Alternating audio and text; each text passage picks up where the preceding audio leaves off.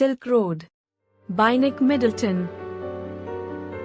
जिस सुबह हमने अलविदा कहा तो उस समय एक बेदाग आधा चांद पूरे नीले आकाश में निकला हुआ था। बादलों के आगे की तरफ बढ़े हुए किनारे, जो फ्रेंच पावरोटियो फ्रेंच लोव्स की तरह लंबे दिखते थे, गुलाबी रंग के चमक रहे थे जब सूर्य ने गुलाबी लालिमा से दूर पहाड़ों की चोटियों को नहला दिया। अब जबकि हम रावू छोड़कर जा रहे थे, लामा ने कहा कि वो मुझे अलविदा होने पर एक भेंट देना चाहती थी। एक शाम डैनियल के हाथों मैंने उसे कहलवाया था कि मैं कैलाश पर्वत की ओर परिक्रमा कोरा पूरा करने के लिए बढ़ रहा हूँ, और उसने कहा कि मुझे कुछ गर्म कपड़े ले लेने चाहिए। अपने शिविर में वापस घुसते हुए वो अपने लंबी आस्तीन वाले भेड़ की खाल से बने कोटों में से एक लेकर आई जो सभी आदमी पहना करते थे। सेटान ने मुझे देखा जब हम उसकी कार में वापस बैठ रहे थे। हाँ, उसने कहा, ये कोट ड्रोकबा है सर। चांगतम से निकलते हुए हमने छोटा रास्ता अपनाया।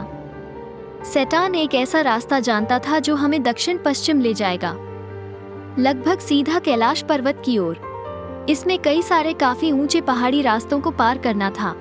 उसने हमें आश्वासन दिलाया, सर कोई मुश्किल नहीं होगी यदि बर्फ नहीं पड़ेगी तो। मैंने पूछा कि उस बर्फबारी की क्या संभावना है। जब तक वहां पहुंच न जाए सर, क्या मालूम।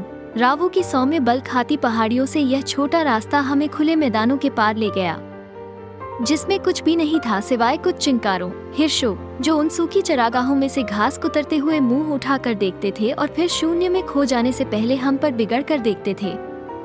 आगे जाने पर, जहाँ पर मैदान घास होने की बजाय ज्यादा पथरीले हो गए थे, जंगली गधों का एक बड़ा सा झुंड देखने में आया।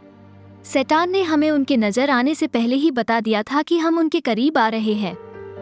क्यांग, उसने दूर एक धूल के गुब्बार की ओर इशारा करते हुए बतलाया। जब हम करीब पहुंचे तो ये झुंड एक साथ कुलांचे भरते हुए दायरे में घूमते हुए करीबी झुंड बनाए। ऐसा लगता था मानो किसी पूर्व निर्धारित पथ कोर्स पर वे अभ्यास करने में लगे हुए हों। साफ सुथरी हवा में धूल के गुब्बार उड़ रहे थे। उस पथरीले बंजर से जैसे ही पहाड़ियां ऊपर जाने लगी थी, हमें अकेले ड्रोकबास मिले जो अपनी भीड़ों के झुंडों की देखभाल कर रहे थे।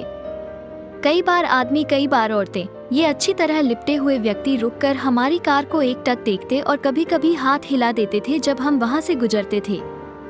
जब रास्ता हमें उनके जानवरों के बहुत करीब ले आता था तो भेड़ें बचने का प्रयास करती और तेज गति से आ रहे वाहन से बचती थीं। शानदार एकांत में लगाए गए घुमंतुओं के शिविर के पास से हम लोग गुजरे, अक्सर जिनके पास एक बड़ा काले रंग का कुत्ता, एक तिब्बती मैस्टिफ पहरे पर खड़ा होता है। ये जानवर अक्सर अपना बड़ा सा सिर उठाकर देखते हैं जब वे हमारे आने के प्रति सचेत हो जाते हैं और अपनी निगाहें हम पर लगा देते हैं। जैसे जैसे हम करीब आते चले गए तो वे तुरंत हरकत में फूट पड़ते बंदूक से दागी गोली की तरह सीधे और उतनी ही तेजी से हमारे पास तेजी से पहुंच जाते। ये झबरे दैत्य, जो सबसे काली रात से भी अधिक काले थे, अक्सर चमकीले लाल रंग के कॉलर पहनते और अपने बड़े बड़े जबड़ों से बुरी तरह से भौंकने लगते थे। ये हमारे वाहन से बिल्कुल भयमुक्त थे और सीधे ही हमारे रास्ते पर चले आते, जिससे सेटान को अचानक ब्रेक लगाने पड़ते या तीखा मोड़ काटना पड़ता था। कोई कुत्ता करीब 100 मीटर तक हमारा पीछा करता, फिर सहज हो जाता और रक्षा क्षेत्र से हमें दूर जाते हुए देखता। ये समझना मुश्किल नहीं था कि ये खतरनाक तिब्बती मैस्टिफ्स, कुत्ते की नस्ल, चीनी बादशाहों के दरबार में शिकारी कुत्तों के तौर पर क्यों लोकप्रिय हुए, जिन्हें तिब्बत से एक भेंट के रूप में प्राचीन समय में सिल्क रोड, सिल्क का व्यापार करने में प्रयुक्त मार्ग के द्वारा लाया गया था। अब तक हमें सामने बर्फ से ढकी चोटियां क्षितिज पर घिरती हुई नजर आने लगी थी। हम एक ऐसी घाटी में प्रवेश कर गए जहां पर नदी काफी चौड़ी थी और धूप में चमकती शानदार सफेद बर्फ से अंटी रूधी पड़ी थी। अपने किनारों को छूती बल खाती नदी थी और अब हम धीरे धीरे ऊंचाई पर जाने लगे थे और वादी के किनारे हमें चारों ओर से घेरते जा रहे थे। मोड़ तीखे होते चले गए और सफर ऊबड़ खाबड़ होता चला गया। सेटान अब तीसरे गियर में गाड़ी चला रहा था। अब हमने चढ़ाई शुरू की। बर्फाली नदी से रास्ता हटता जा रहा था और तीखे मोड़ों से होते हुए जहां बड़ी बड़ी चट्टानें थीं जिन पर चमकीलों संतरिया रंग की लिच्चन शैवाल के गुच्छे से थे। चट्टानों के नीचे बर्फ के ढेर लगभग हमेशा बने रहने वाले साए में चिपके हुए थे। मैंने कानों में बढ़ता दबाव महसूस किया, नाक को दबाया और खांसी करके उन्हें साफ किया। एक और तीखे मोड़ पर हम संघर्ष कर रहे थे कि सेटान रुक गया। उसने दरवाजा खोला और अपनी सीट से बाहर कूद गया। इससे पहले कि मुझे पता चल पाता कि क्या हो रहा है। बर्फ, डैनियल ने कहा। जैसे ही वो भी गाड़ी से बाहर निकला और जब उसने दरवाजा खोला वैसा किया तो सर्द हवा अंदर आई। सफेद वस्तु का एक बहुत बड़ा भूभाग पट्टी रास्ते के बीचों बीच हमारे सामने करीब 15 मीटर तक, जब तक ये समाप्त न हो जाता था, फैला हुआ और रेत की वो लकीर फिर से प्रकट हो गई।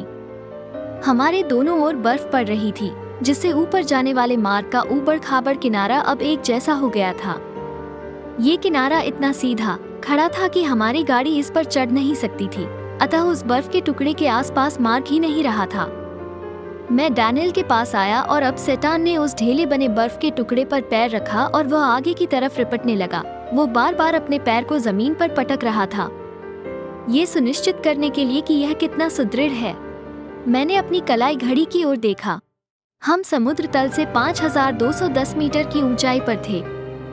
बर्फ मुझे तो बहुत गहरी नहीं लगी, लेकिन डैनियल का कहना था कि खतरा इसके गहरे होने से नहीं है जितना कि इसकी ऊपरी सतह के बर्फीले होने से है।